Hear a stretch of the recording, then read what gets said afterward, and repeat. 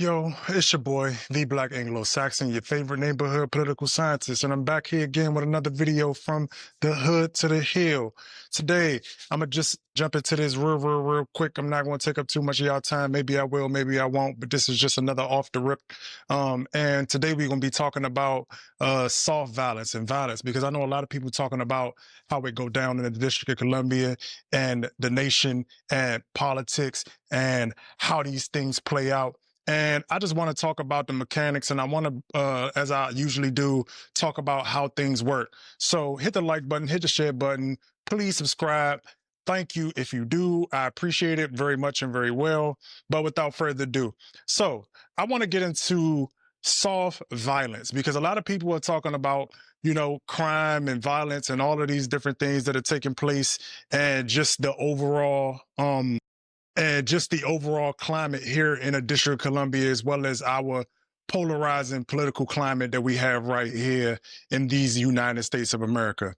And I think it's important to talk about this is because we often overlook it, because we look at the things that people do when it comes to pulling the levers of these institutions, who are the decision makers, and the lives that are caused and left to basically deteriorate as a whole.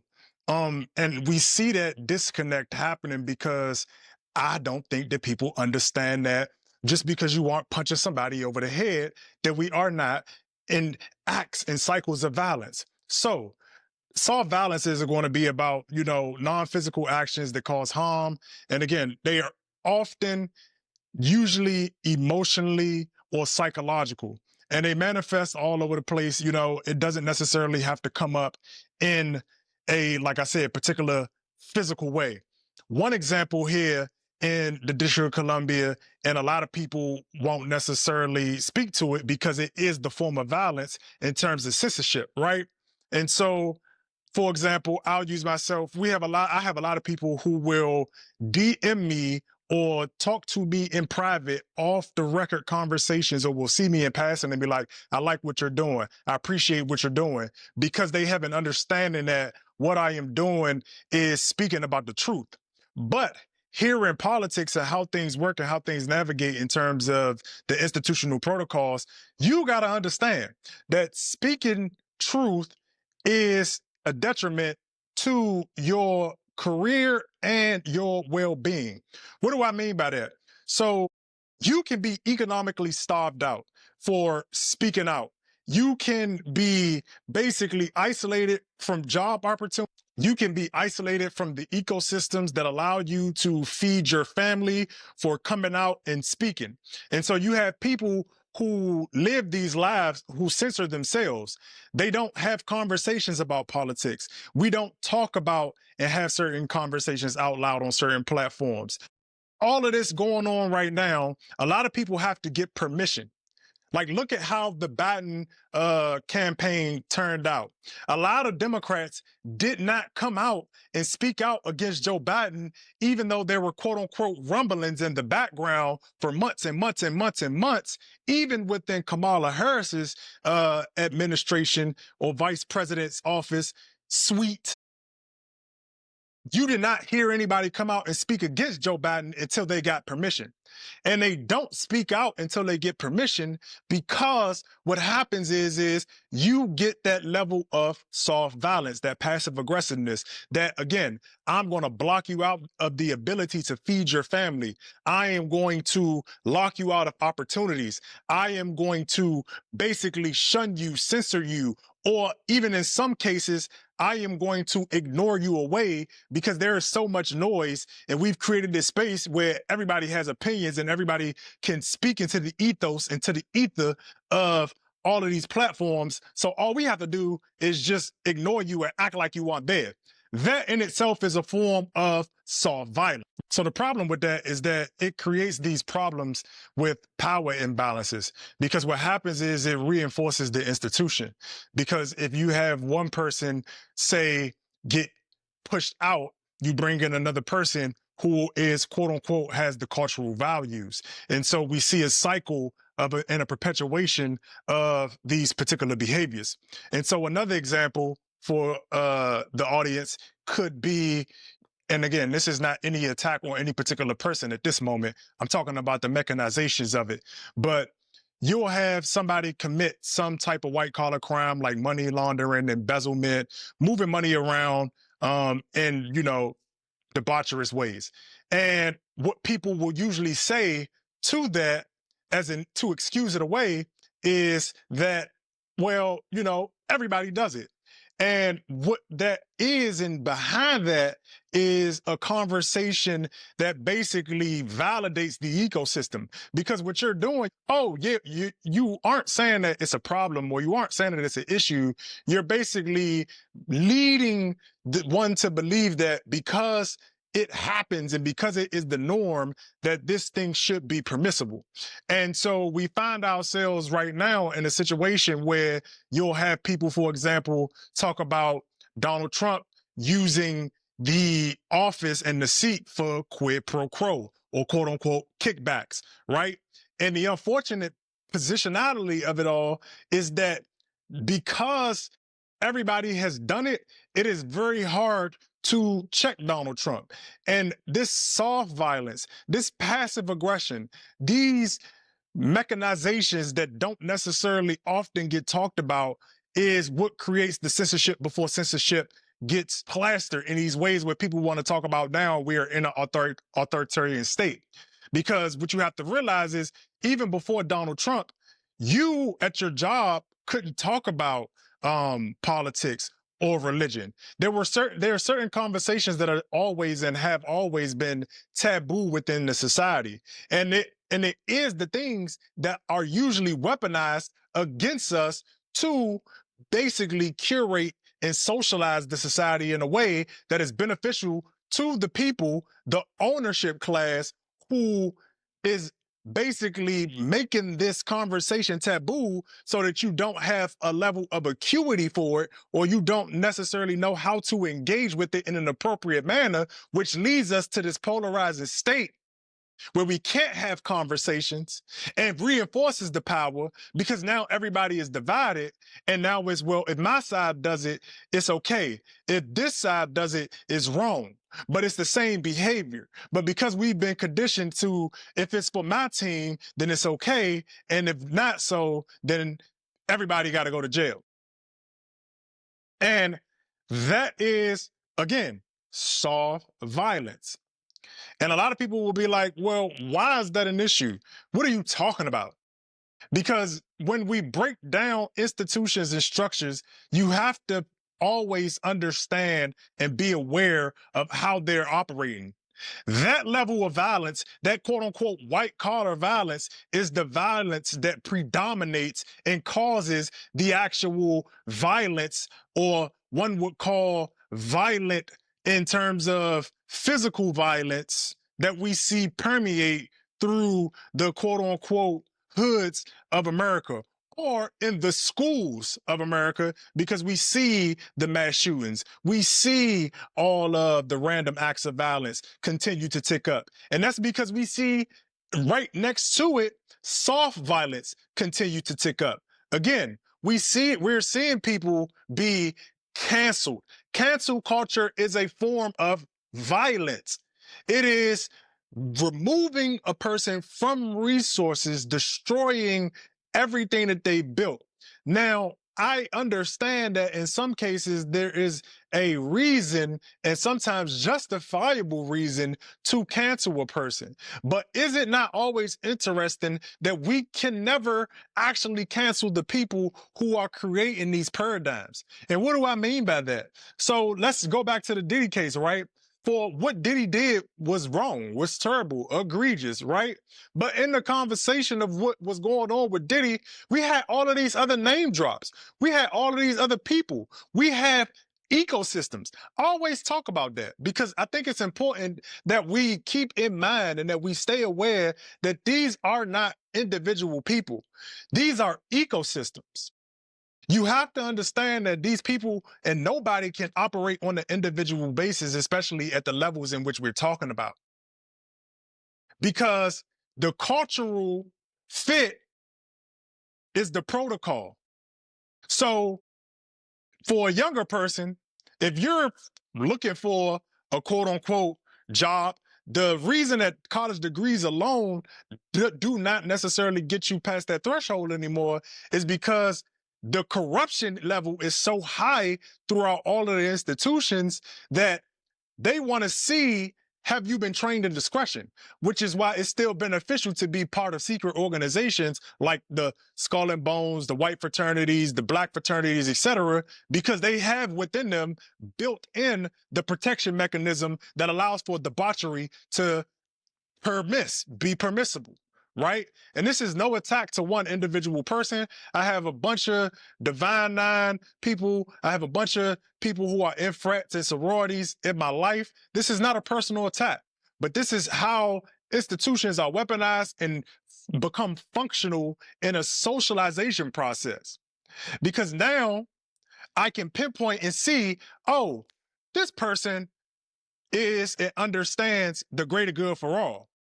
So one person dying in the process of pledging does not trump the organization, let alone the whole body and community of the Divine Nine as a whole. So you have to be entrenched in discretion.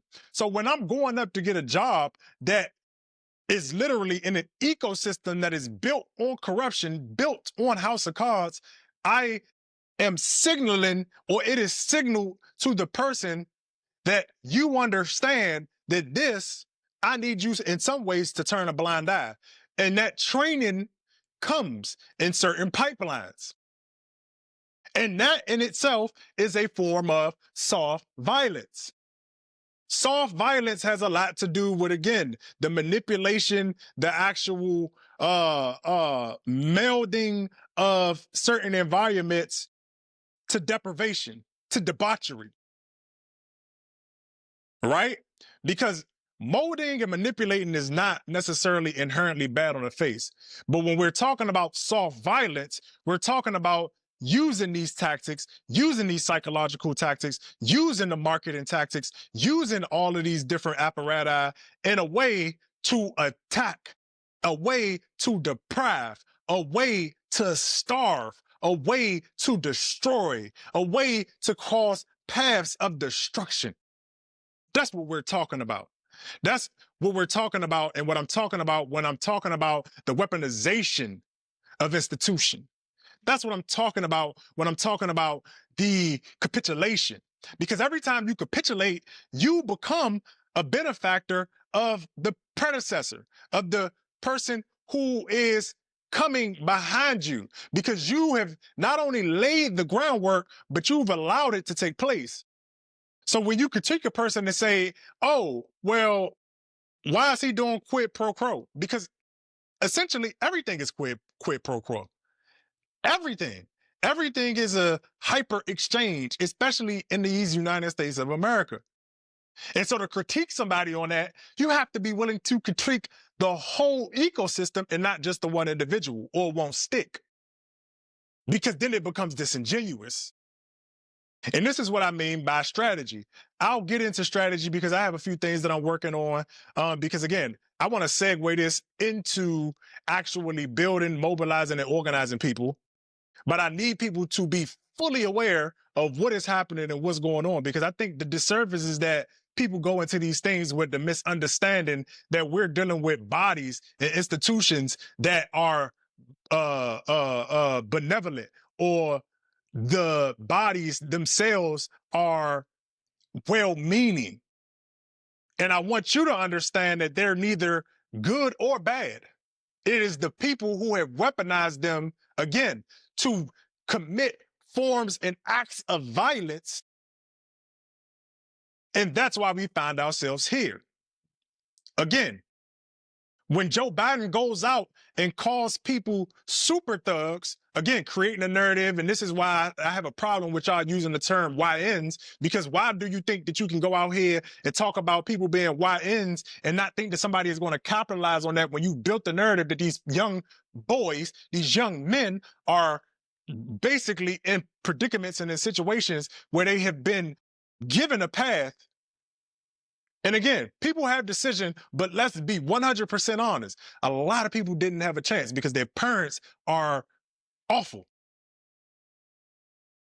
And so when we sit back and when we had these conversations, again, about super thugs, you got to think about how the person who is creating the narrative of a super thug is the mega thug, because he is creating a child line of these super thugs by gutting and limiting access, to depriving whole communities, to using eminent domain to take away and gut generational wealth, to create an environment that allows me to capitalize on the body said after weaponizing the institution against you. And then I'm going to come behind that and then weaponize the institution to then take advantage of you again in the form of labor arbitrage, in the form of you going to jail and I'm gonna make you work, or you, again, selling drugs and basically committing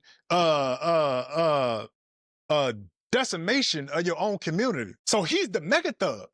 But you have to understand soft violence to understand that the mega thug creates the super thug.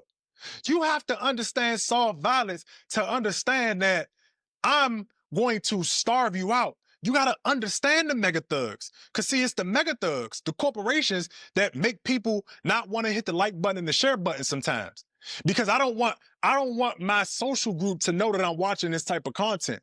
I don't want my social group to know that I feel this way, or I might be deemed a little bit radical because I'm listening to this person who I have some identity with, who I have and has some feeling toward in terms of what's being said. And it don't necessarily got to be me, but I know it's a bunch of things that people watch and people engage with that they feel like, I don't want to share it, because sharing this, people will know how I actually think.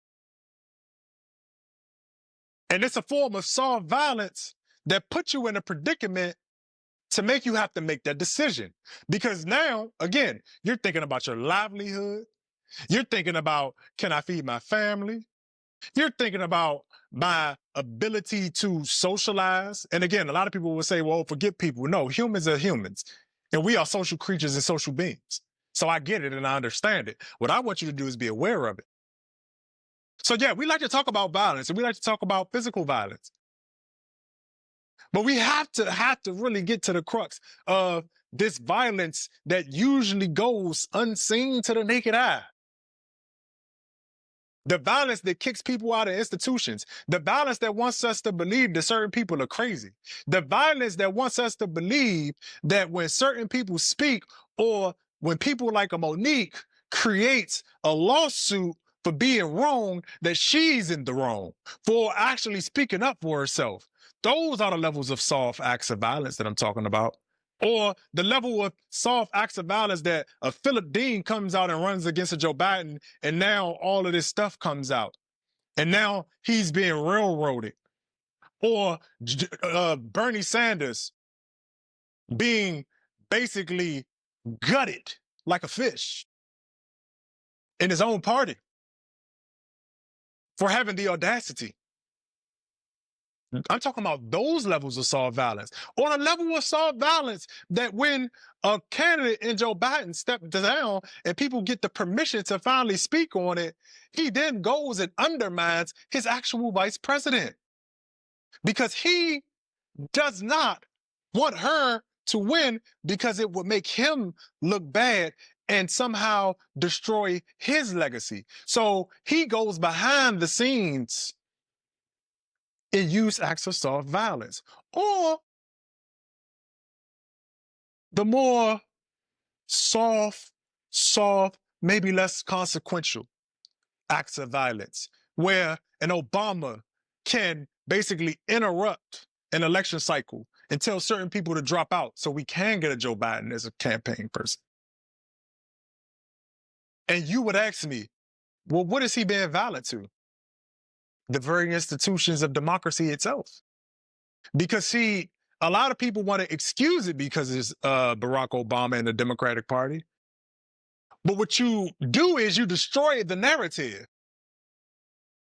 You destroy the moral high ground when you do that. because you disrupt the process that you on the front end say that you support. So it is an act of violence to the very institution and the very structure. Think of these as buildings. And doing that is throwing a brick at it. Matter of fact, it's throwing one of them little boulder things, just demolition, boom, right to the heart of it. But you don't see that, and people don't see that, and people don't track that because it's soft. They even have a term called soft despotism. And it's applicable. Why? Because a lot of these things are done in a very underhanded way. Passive aggressiveness. When you're in the office and you feel that, that's what that is. It's soft violence. When you want to punch a person because you know what they're doing is disrespectful, but you can't punch them because see what they're doing and planning is soft violence, white collar violence. So you got to get just as passive aggressive and petty as them and send your email in a certain way or use your words in a certain way. Soft violence. And that's just in smaller clashes. But they're ecosystems and structures for soft violence. Again, when you speak in certain ways, a lot of opportunities leave. Why do you think athletes don't speak on certain issues? Because there is soft violence. Because the moment they know and understand that they speak on this issue, then it isolates their base and the people who are giving them the money, and the people who are giving them the money is going to say, I'm going to starve you now. That is an act of violence. And I need people to understand that. So again, people want to talk about violence in DC. Let's talk about all of the violence. The physical violence, the soft violence, the political violence, all of it. Because you don't get one without the other. Because you don't want to acknowledge the trickle-down effect of how you legislate, how you govern, creates the pathways that leads to the outcomes. In the same way that I say to Democrats, the doors that you open, the way that you govern, legislate, or lack thereof, opens doors for particularly outcomes. So, violence, people. Soft violence, physical violence, they're both here. One is not here. And I would argue that soft violence is up here. But for the matter of this conversation, I just want you all to be able to acknowledge them in the same. But really, soft violence is more dangerous because it's more pervasive and it's harder to point out. And it's harder to address because if somebody punches you in the face, you could just punch them back. When somebody being petty, you got to be an intellectual demon. Turn that pen into the sword. Or you got to have such a social paradigm or social capital where you can wink an eye or point a finger and people will destroy a person without touching them, without even saying anything to them, and they don't even know what happened. And see, that's how violence is done in power centers. That's how violence is done in DC. Most of it, 90% of it. And I just threw out a number, I made that up. I ain't gonna lie to y'all. But most of the violence is done in that form. But let me know what y'all think. Am I bluffing? Am I tripping? Maybe. I don't know. It's the Black Anglo-Saxon. Hit the like button, hit the share button, please subscribe, your favorite neighborhood political scientist. And I'm going to catch y'all again on another episode from the hood to the hill. Thank you. I appreciate you. Have a nice day and enjoy.